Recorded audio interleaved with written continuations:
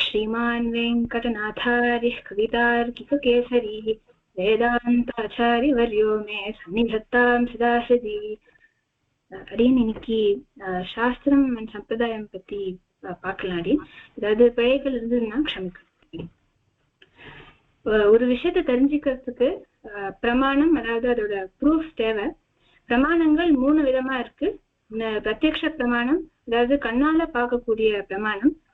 இன்னொன்னு அனுமான பிரமாணம், அதாவது தெரிஞ்ச விஷயத்த வச்சுட்டு இல்ல நம்மளோட ஞானத்தை வச்சுட்டு வேற ஒரு விஷயத்த ஊகிக்கிறது தான் அனுமான பிரமாணம். அதுக்கப்புறம் சப்த பிரமாணம்னா சாஸ்திர பிரமாணமானது. நம்ம சப்த பிரமாணம் தான் பிரதானம்னு சொல்றோம்.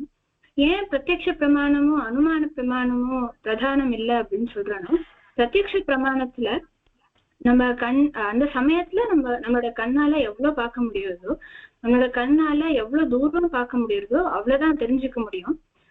அதே மாதிரி அனுமான பிரமாணத்துல நம்மளுக்கு தேவைப்படுற ஞானம் இல்லைன்னா அப்போ ஊகிக்கிறது கஷ்டம்.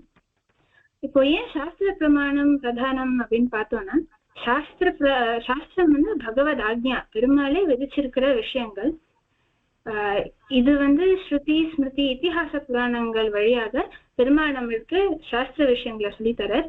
இந்த சாஸ்திர விஷயங்கள் ஒரு சரியான வாழ்க்கையை நல்ல முறையாக எப்படி வாழணும் அப்படின்னு சொல்லித்தராரு. சுவாமி தேசிகர் வந்து தயாசதகத்தோட 18வது ஸ்லோகத்துல சாஸ்திரம் வந்து பெருமாள் நமக்கு கொடுத்திருக்கிற விளக்கு அப்படின்னு சொல்றார். அந்த விளக்கு வந்து இருட்டை போக்கி நல்ல வழியை காட்டும். அந்த விளக்குக்கு தயாதேவியே எண்ணெயாக இருக்கா அப்படின்னு சொல்றார். அனுகுண தசாட்டி தேன ஸ்ரீதர கருணே சமாஹித ஸ்நேஹ க்ஷமயசி தம பிரஜானாம் சாஸ்திரமயேன ஸ்திர பிரதீபேன. அடுத்தது சம்பிரதாயம்னா என்னன்னு பார்க்கலாம். சம்பிரதாயம் வந்து பரம்பரையா நம்மளுக்கு வந்தடைந்த பொக்கிஷமானது. அது வந்து நம்மளோட முன்னோர்கள் வந்து நம்ம எப்படி வாழ்க்கைய வாழணும், சரியான பழக்க வழக்கங்களை சொல்லி தர்றது. நம்மளோட கடமை என்னன்னா அதை பத்திரமாக பார்த்துக்கணும், அதாவது அதை ஃபாலோ பண்ணணும். அதுக்கப்புறம் அடுத்த வர தலைமுறைகளுக்கு நம்ம சொல்லி தரணும், அதோட முக்கியத்துவத்தையும் சொல்லி தரணும், அதை எப்படி ஃபாலோ பண்ணணும் அப்படின்னு சொல்லி தரணும். ஸோ நல்ல முறையாக அடுத்த வர தலைமுறைகளுக்கு, அதாவது சிஷ்யர்களுக்கு சொல்லித்தரப்பட வேண்டிய விஷயமே சம்பிரதாயம். சமயக் பிரதீயதே சிஷ்யாய சம்பிரதாயம் அப்படின்னு வருது. இப்போ எல்லா விதமான சம்பிரதாயம், எல்லா விதமான பழக்க வழக்கங்களும் சத் சம்பிரதாயமா அப்படின்னு கேட்டோம்னா இல்ல.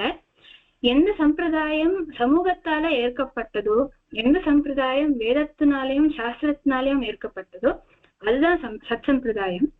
இப்போ வேதத்துல யாகத்துக்கு பலி கொடுக்கணும் அப்படின்னு கொடுத்துருக்கு. ஆனா நம்ம இந்த காலத்துல அதை ஃபாலோ பண்றது கிடையாது. அதே மாதிரி வேதத்திலயும் சாஸ்திரத்திலயும் இல்லாத சம்பிரதாய பழக்க வழக்கங்கள் நம்ம கடைபிடிக்க வேண்டாம். அதாவது லோக வேத அனுஷ்டானத்துக்கு விரோதம் இல்லாத சம்பிரதாயமே சத் சம்பிரதாயம். இந்த சத் சம்பிரதாயமானது ஓரான் வழியாக பெருமாள் தாயார்ல இருந்து ஆரம்பிச்சு குரு பரம்பரை வழியாக ராமானுஜர் பர்யந்தம் வந்து, ராமானுஜர்ல இருந்து இப்போ இருக்கிற ஆச்சாரியர்கள் வரைக்கும் இந்த சத் சம்பிரதாயம் வந்திருக்கு.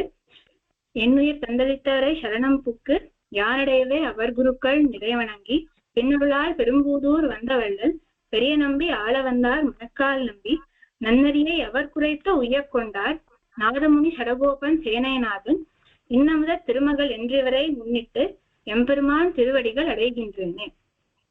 இப்போ ராமானுஜர் கிட்டேந்து ராமானுஜரோட பிரதான சிஷ்யரான கிடாம்பி ஆச்சான், அதாவது மடப்பள்ளி ஆச்சான் வழியாக கிடாம்பி அப்புள்ளார் கிட்ட சேர்ந்து அவரோட சிஷ்யரான சுவாமி தேசிகருக்கும் சேர்ந்த சம்பிரதாயம் தான் இந்த சத் சம்பிரதாயம். இதை பத்தி தேசிகர் வந்து சரணாகதி தீபிகையோடைய முதல் ஸ்லோகத்தோட கடைசி பாதத்துல சொல்றார். மான்யம் யதீஸ்வர மகானச சம்பிரதாயம். யதீஸ்வரரான ராமானுஜருடைய பிரதானமான சிஷ்யர் ஆன மகானசரான கிடாம்பி ஆச்சான் வழியாக இந்த சத் சம்பிரதாயம் வந்திருக்கு அப்படின்னு சொல்றார். இப்போ ஒரு முக்கியமான ஆச்சாரிய லட்சணம் சுவாமி தேசிகர் இங்க சொல்லியிருக்க. அது வந்து சதாச்சாரியர் எப்பயுமே சத் சம்பிரதாயத்திலேயே மூழ்கி இருக்கணும் அப்படின்னு சொல்ற. இது ஞாச விம்சதியோட முதல் ஸ்லோகத்துல வருது. சித்தம் சத் சம்பிரதாயே அப்படின்னு இங்க வருது. இப்போ இப்போ சுவாமி தேசிகர் வந்து சாஸ்திரத்தையும் சம்பிரதாயத்தையும் நிறைய கிரந்தத்துல ரெஃபரன்ஸ் பண்ணி எழுதியிருக்கார். ஆனா குறிப்பிட்ட இந்த 2 கிரந்தங்களையும் ஆழ்ந்து சாஸ்திரத்தை பத்தியும் சம்பிரதாயத்தை பத்தியும் எழுதியிருக்கார். சாஸ்திரிய நியமனாதிகாரம் என்கிற அதிகாரம் ரகசியத்திரயசாரத்துல இருக்கு. இந்த அதிகாரம் வந்து சாஸ்திரத்தோட முக்கியத்துவத்தை பத்தி பேசுறது. அதே மாதிரி சம்பிரதாய பரிசுத்தி வந்து சம்பிரதாயத்தோட முக்கியத்துவத்தை பத்தி பேசுறது.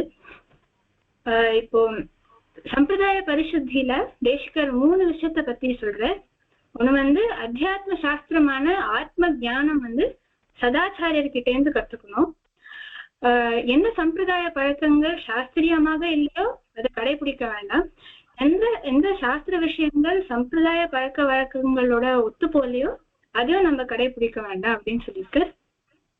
இப்போ நம்ம ஏன் சாஸ்திரத்தையும் சம்பிரதாயத்தையும் கடைபிடிக்கணும் அப்படின்னு கேட்டோம்னா, விஷ்ணு தர்ம என்கிற கிரந்தத்துல பெருமாளே சொல்ற, ஸ்ருதிஹி ஸ்மிருதிஹி மமைவாக்ஞா எஸ்தா முல்லங்கிய வர்த்ததே ஆக்ஞாச்சேதி மம துரோகி மத்பக்தோபி ந வைஷ்ணவா அப்படின்னு சொல்றாரு.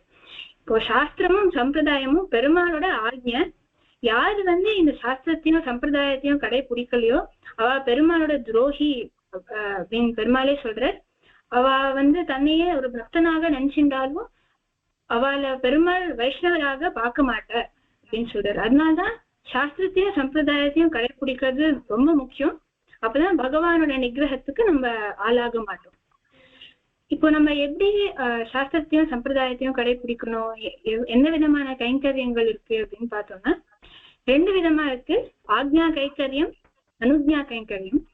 ஆக்ஞா கைங்கரியம் வந்து கண்டிப்பாக கடைபிடிக்க வேண்டிய கைங்கரியம். இப்போ சந்தியாவந்தனம், நித்திய கர்மானுஷ்டானம் இதெல்லாம் இதுக்கு அடியில வருது. இத கடைபிடிக்கலன்னா நம்மளுக்கு பாப்பமும் வரும், பகவானோட நிகிரகத்துக்கு நம்ம ஆகிடுவோம். அதனால ஆக்ஞா கைங்கரியம் நம்ம கண்டிப்பா கடைபிடிச்சே ஆகணும். அனுஜ்ஞா கைங்கரியம் வந்து நம்மளுக்கு எவ்வளவு முடியறதோ அது அவ்வளவு பண்ணா போறோம். இப்போ பெருமாளுக்கு சந்தனம் சாத்திக்கிறது, புஷ்ப கைங்கரியம் பண்றது, பெருமாள் சேவிக்கிறது, உற்சவத்தை சேவிக்கிறது, அதெல்லாம் அனுஜ்ஞா கைங்கரியம் கடியில வருது. இது பண்ணலன்னா பாப்பம் வராது, பகவன் நிகிரகம் வராது. ஆனா சாஸ்திரியமாக இல்லைன்னா இது பாப்பத்துக்கு நம்ம ஆளாயிடுவோம் அப்படின்னு சொல்றார். இப்போ ரொம்ப முக்கியமா சாஸ்திரிய நியமனாதிகாரத்துல சுவாமி தேசிகர் வந்து 3 விதமான மக்கள் பத்தி சொல்றார். முதல்ல அனுகூலர்கள். அனுகூலர்கள் நல்லவா, ஸ்ரீ வைஷ்ணவா, அவ சாஸ்திரத்தையும் சம்பிரதாயத்தையும் கடைபிடிக்கிறவா, பெருமாளுடைய ஆக்ஞைய சொல்லி கேட்கிறவா, இவ பொய் சொல்ல மாட்டா, திருட மாட்டா, லோகக்ஷேமத்துக்கு காரியங்களை பண்ணுவா, பெருமாள் நாமத்தையே எப்பயுமே சொல்லுவா. அவளை பார்த்தா நம்மளுக்கு சந்தோஷம் வரும். ஆனா நம்ம அவ கிட்ட அபச்சாரமே பண்ணக்கூடாது. ஒரு கால் நம்ம அவ கிட்ட அபச்சாரம் பண்ணோம்னா எப்படி ஒரு மகாராஜாக்கு முன்னாடி அவருடைய பையனான இளவரசனை நம்ம திட்டினா அந்த ராஜாக்கு எவ்வளவு கோபம் வருமோ, அதே மாதிரி பெருமாளுக்கு அவ்வளவு கோபம் வரும். நம்ம பெருமாளுடைய நிகிரகத்துக்கு நம்ம ஆளாயிடுவோம். அதனால என்ன ஆனாலும் அனுகூலர்களை நம்ம அபச்சாரமே பண்ணக்கூடாது அப்படின்னு தெரிஞ்சுக்கிறோம். அடுத்தது பிரதிகூலர்கள். பிரதிகூலர்கள் வந்து கெட்டவா, பகவத் துவேஷிகள், பகவானை நிந்திக்கிறவா. ஒரு பாம்பையோ நெருப்பையோ பார்த்தா நம்ம எப்படி ஓடி போவோமோ அவகிட்டே நம்ம இருக்கக்கூடாது, அவகிட்டே தள்ளி இருக்கணும். அவளை திருப்தி பண்ண பார்க்க கூடாது, அவளோட சம்பந்தம் வச்சுக்க கூடாது. ஒரு கால் அப்படி பண்ணோம்னா எப்படி ஒரு மகாராணி பிச்சை எடுக்கிற மாதிரி இருக்குமோ அந்த மாதிரி நம்மளோட நிலைமை இருக்கும். அடுத்தது அனுபயர்கள். என்னன்னா பிரதிகூலர்களும் கிடையாது, அனுபயர்களும் கிடையாது, அனுகூலர்களும் கிடையாது. அனுபயர்கள் வந்து பகவானிடம் விருப்பும் வெறுப்பும் இல்லாதவர்கள். இப்போ அவ ஒரு தெருல இருக்கிற கல்லு மாதிரி அவளை பார்க்கணும். அவ என்ன சொன்னாலும் அவ என்ன பண்ணாலும் அவ அதெல்லாம் கண்டுக்க கூடாது. அவளை திருப்தி பண்ண பார்த்தோம்னா நம்மளுக்கு ஒரு சாதாரண கல்லுக்கும் ரத்ன கல்லுக்கும் வித்தியாசம் தெரியாத மாதிரி இருக்கும் அப்படின்னு சுவாமி தேசிகர் சொல்றாரு. சரி, நம்ம என்ன கத்துக்கலாம்னா நம்ம சுத்தி இருக்கிற மக்களை நம்மளே பிரிச்சு அனுகூலர்கள் கிட்ட மட்டும் நம்ம சம்பந்தம் வச்சுக்கணும். அவளை மட்டும் அவ கிட்ட அபச்சாரமே பண்ணக்கூடாது அப்படின்னு சுவாமி தேசிகர் சொல்றார். இது வரைக்கும் நம்ம எப்படி சாஸ்திரம் வந்து பெருமாளோட ஆக்ஞைன்னு பார்த்தோம்.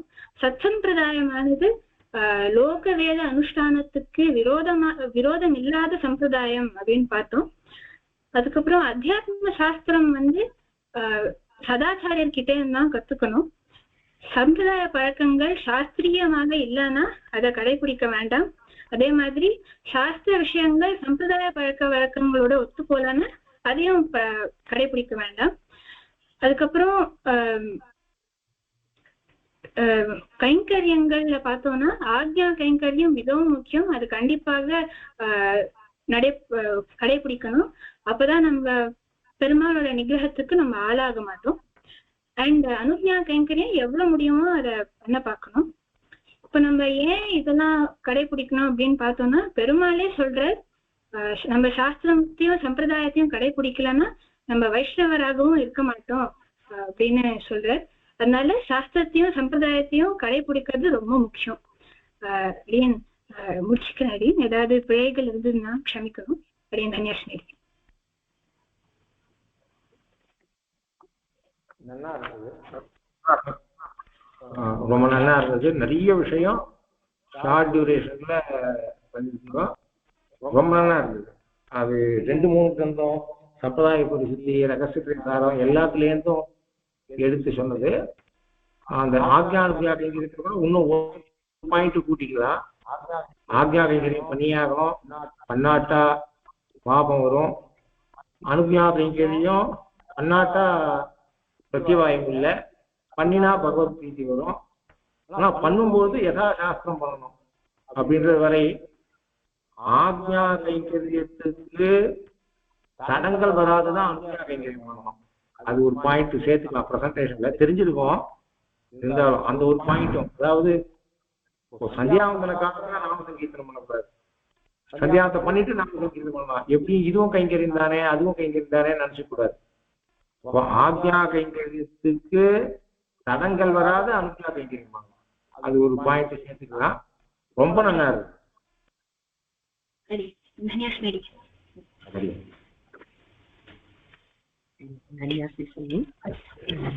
ரொம்ப ரொம்ப சந்தோஷம். சுவாமி இப்படி எழுந்தருளி இருந்து இத்தனை இன்புட்ஸ் கொடுக்கறது. சுவாமியினுடைய இன்புட்ஸை அடியன் நோட் பண்ணி வச்சுக்கிறேன். அடுத்த தடவை இந்த டாபிக் நடத்தும் பொழுது அதெல்லாம் சேர்த்து நடத்தணும் அப்படின்னு அடியனுக்கு அபியாசம் ஆறுது. இந்த இடத்துல ரொம்ப ரொம்ப கொடுப்பேன் அடியன்.